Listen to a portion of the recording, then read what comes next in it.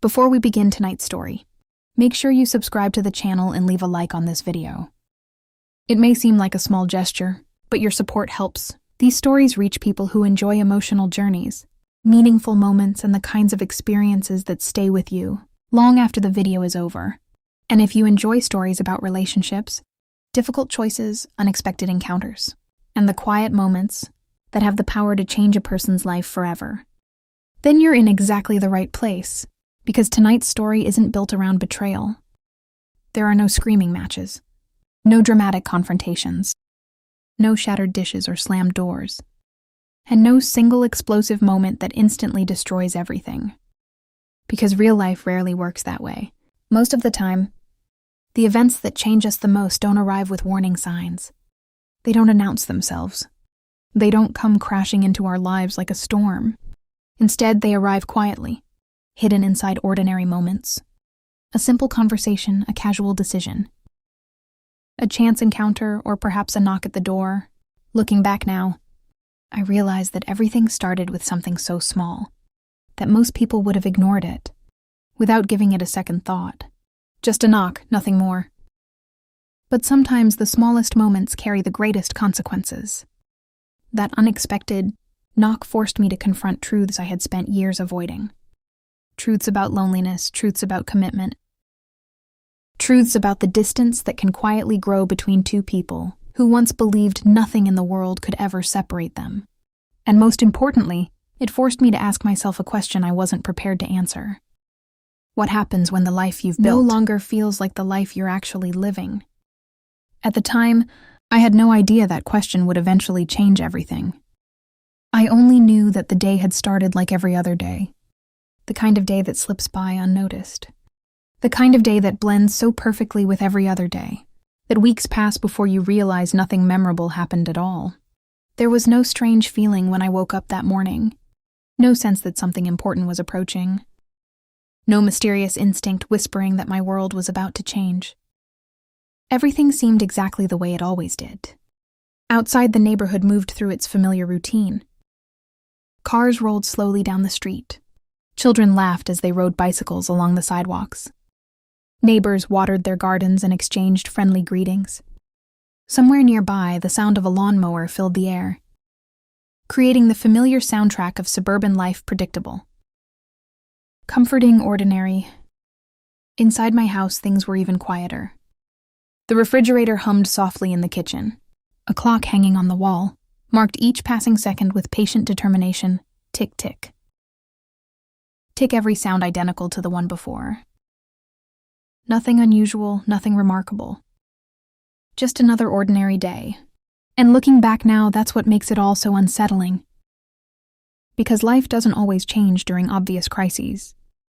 Sometimes the biggest changes happen when your guard is down, when everything feels completely normal. My husband was away on another business trip. By then, that sentence had become a regular part of my life. He was always traveling somewhere, sometimes for a few days, sometimes for a week, and occasionally even longer. The destinations changed, but the routine never did. In the beginning, those trips felt temporary. They felt necessary. We convinced ourselves that they were sacrifices we had to make for a better future. His career was growing new. Opportunities were appearing. Success seemed just around the corner, and every goodbye felt meaningful. I still remember those early years, standing beside the front door while he packed his suitcase, watching him fold shirts and double-check travel documents, listening to the little jokes he made to keep things light. Sometimes, I'd hold on to his arm for just a second longer before he left.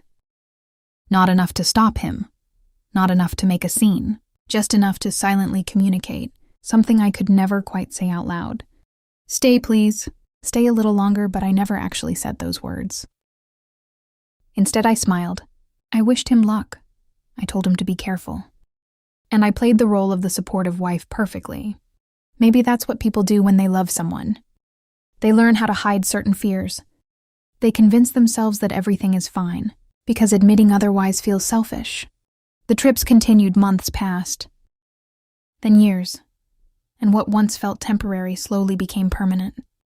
His departures happened more frequently. His returns became shorter. Conversations became rushed.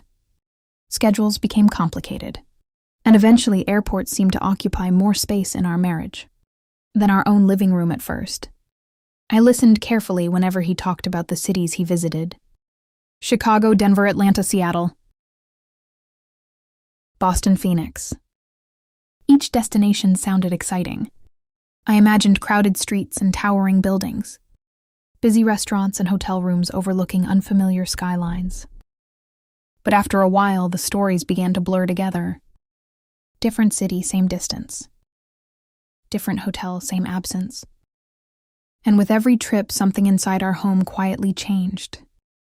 There is a unique kind of silence that exists when a house built for two people is occupied by only one.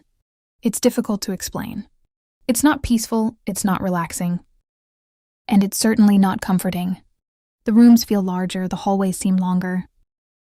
Empty spaces become impossible to ignore. Even ordinary sounds begin to carry unusual weight. The creaking floorboards, the hum of appliances, the distant barking of a dog outside. Everything feels amplified, as though the house itself is constantly reminding you that someone is missing. At first, I fought against the silence. I kept the television running. I played music while cleaning. I listened to podcasts I called friends. I filled every quiet moment with some kind of noise. Anything to avoid being alone with my thoughts. But loneliness is remarkably patient. It doesn't force its way into your life. It simply waits quietly, patiently. And eventually, when every distraction loses its power, loneliness introduces itself. Not with sudden pain, but with a slow realization that settles deep inside your heart. And once it arrives, it's impossible to ignore.